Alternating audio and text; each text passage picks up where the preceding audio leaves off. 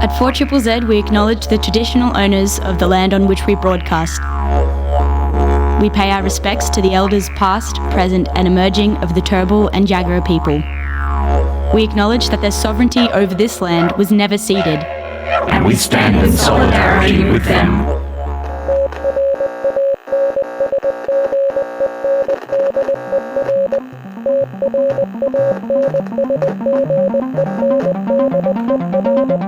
You're listening to Transmission on 4ZZZ, amplifying the trans and gender non-conforming voices of Brisbane and beyond.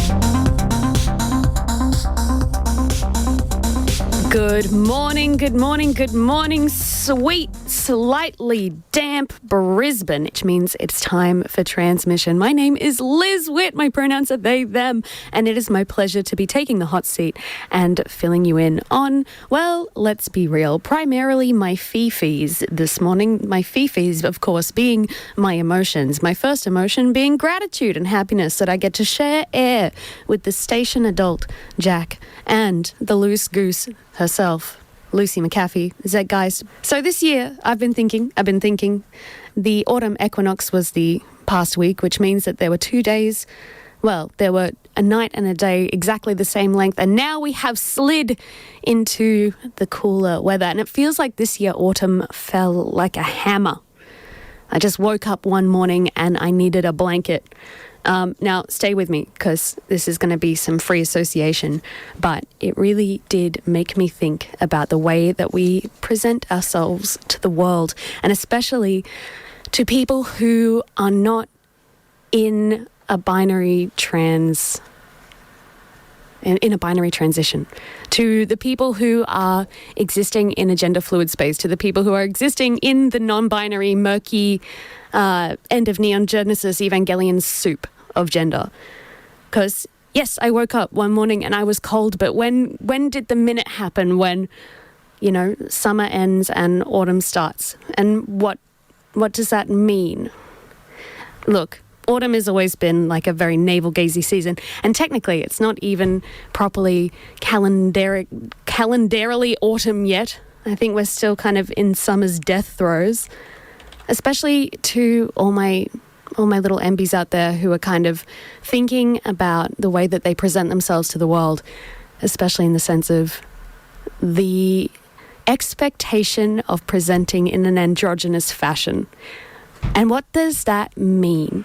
Like, why do we in the non-binary sphere feel like we need to owe androgyny? I remember being a little 19-year-old baby and seeing a movie called Victor Victoria starring Julie Andrews, where she, as a destitute singer, pretends to be a female impersonator.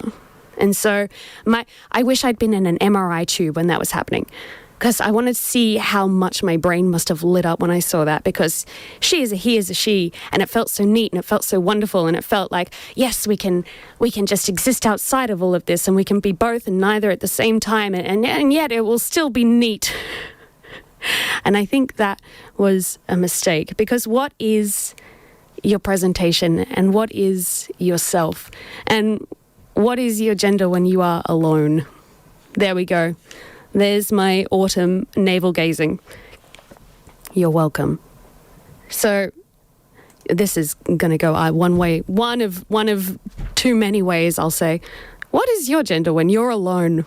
And because this is transmission, I'm going to kick this off with a track by Mouse, whomst I do adore so very much. It's a track called Don Napier, and I think it suits this kind of cooling, drizzly weather that we've got here in Brisbane. But maybe it's not drizzling where you are. Maybe you are sitting in a beautiful beam of sunlight, or maybe you are listening from across the globe and the stars are out. Well, either way, I hope that you're having a beautiful morning, evening, afternoon. You're listening to Transmission on 4ZZZ. Amplifying the voices of the trans and gender non-conforming community of Meanjin, Brisbane and beyond. Transmission on 4ZZZ brings you the latest in trans community news, music and events. Every Tuesday from 9am till 10am. Join our team of hosts for an hour of celebrating the unique perspectives of the trans community. Transmission, Tuesday mornings from 9am till 10am on 4ZZZ. It is almost 9:18 in the morning, which doesn't mean a lot to some people, but there's someone out there in the world who to them that is the most significant time in the whole universe. Maybe it was when their firstborn was born. Maybe it was when they were born and they have crystal clear memories of darkness, a sharp pain, and then some guy in blue scrubs wiping the goop off them. Anyway, this is Transmission. My name is Liz. My pronouns are they, them. And I started the show with a little bit of navel gazing, but of course that is not what I am generally known for in the world. I'm more of a Hehe-Haha Kinda Guy. So I don't spend that much time on air anymore, so I am having a delightful time digging into the 4ZZZ music library, into the hot bin like an eager little mole. No eyes, just a keen nose and long, creepy fingers to dig through the musical soil, trying to find all of those delicious songworms to eat. I'm using a lot of weird metaphors today. I think I have been under-socialized recently. There has not been enough enrichment in the enclosure. I'm going crazy. It's fine. We like it here. How many genders are there? I don't know. I just got here. Good morning. You are listening to Transmission on 4ZZZ. My name is Liz. My pronouns are they, them. It is 9:30. It is 9:30. Started as a question, ended with a full stop. As I hope your day will proceed as well. May you begin many investigations and reach a lot of conclusions. That's, I think, the best sentiment that I can leave you with on a Tuesday. But I'm not going anywhere, friends. This is Transmission, the gender diverse show. And that means we like to talk about gender diverse things. And that includes some news sometimes. But it turns out even cis news at the moment sucks. Trans news, no exception. So I'm going to keep in the kind of spirit of myself, which is the Hehe-Haha guy, and bring up the one news story from the last couple of weeks that has genuinely tickled me a little bit. And it comes from Turf Island itself, the UK. So this one is actually a tiny little bit of good news, wrapped in bad news, wrapped in a ferret? So, the former UK Prime Minister Liz Truss recently tried to ban women from female spaces once again. So, she had sponsored a bill. It was entitled the Health and Equality Act's Amendment Bill, saying it would define sex in law as biological and, in her view, end the absurd and dangerous situation where biological males, self-defining as females, can access girls' and women's toilets and so on. Yada, yada. Now, I'm going to be quoting some of the things that went on in the Parliament after this. It was a debate. And I'm going to be quoting from an article from Pink News. I'm also going to be quoting from the actual government documents. Of course, they keep a record of all of this stuff. They kind of have to, which is, in this specific instance, wonderful because the other members were not interested in hearing this nonsense, which is a beautiful thing. And they did something that we saw a couple of years ago kind of spring up in the news cycle in the American politics, which is the filibuster, where somebody will basically try and completely derail the debate on a certain topic by taking the stand and wasting time. They will talk about anything, because while you have the floor, you can just talk.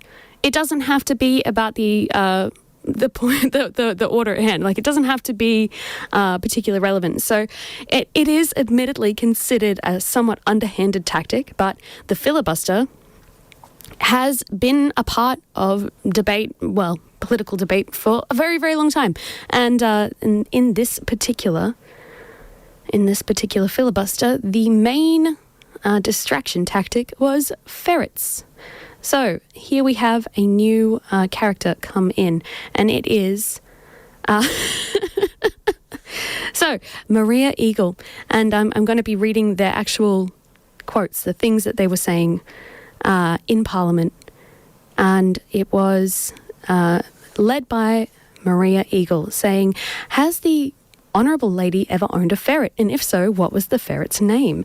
And Honorary Saxby replied, "That's an excellent intervention. I will come to ferrets, but unfortunately I have not had the pleasure of one at home myself. The companionship of pets was highly valued during the COVID pandemic when there was a surge in demands for puppies and kittens, which unfortunately led to even more upsetting cases of pet smuggling in the UK. During COVID, legal commercial imports of dogs rose by nearly 60% and more than 70,000 dogs in 2021. And trends in illegal imports could be expected to be similar." Now, this carries on. All of the back and forth completely carries on about ferrets. So they talk about what they would name their ferrets. So now that my honorary friend now has that on the record, I do not really know what else to say about that except, I would like to put it on the record that my brother had a ferret called Oscar. And then I don't really know what else to say about that except I'm sure that Oscar brought your brother a lot of joy. Now, again, this is happening in Parliament during a debate.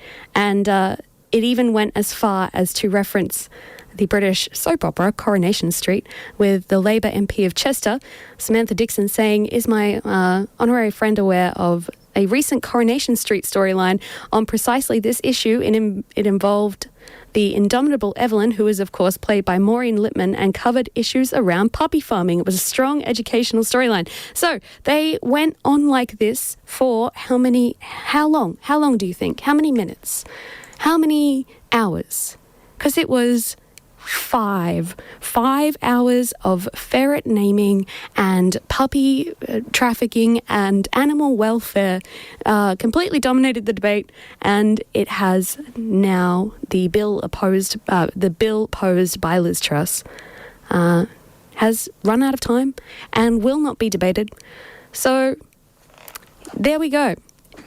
You know what I'm taking as the moral of the story here is that if you have the gift, no, the divine right to yap, then you should take it. Yapping is how you do good in the world. If you are sitting there today thinking that you talk too much, that maybe you're a little bit too excitable, that maybe you're a little bit too full on and you need to shut your trap, no, I say, you must go out there and yap. Find the most innocuous, just complete non sequitur of conversation that you can today, and just yap. That's it. That's my advice. So remember that there's always good in the world and that there's always people willing to troll for the sake of trans rights. And make sure that that is also you today. Banshee's Bar and Art Space is Ipswich's only bar for live, loud, original gigs, contemporary art and a friendly, relaxed vibe. They support original artists, social justice activists and 4ZZZ subscribers who get 10% off their drinks with your 4ZZZ subscriber card. Banshee's Bar and Art Space in Ipswich are a proud 4ZZZ business subscriber and sub-discount outlet. You are listening to 4ZZZ. What an ending. What a way to end a show. And you know what? I'm coming to the conclusion that my voice is not what you need in your ears on this Tuesday. But before I do go, I do want to tell you about one cheeky event that's coming up, just so you don't forget about it, because it looks like the tickets to this one are something of a hot property. And that is, of course, the Bones Queers to the Front tour happening in Brisbane on Friday, April the 12th at 8 o'clock.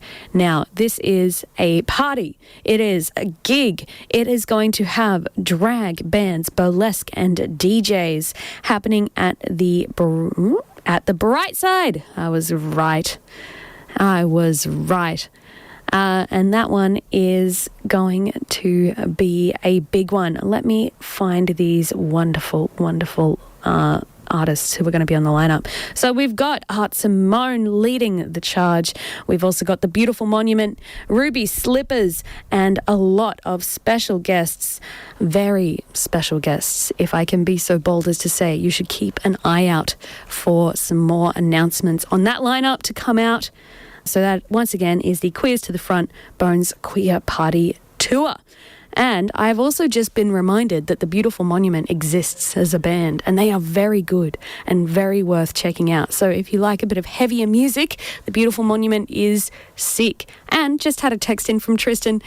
Can I just say how bloody delightful it is to hear your voice on the radio this morning, Liz? Oh, shucks. You're too kind. I'm gonna get out of there before I before I prove you wrong, Tristan, but thank you very much.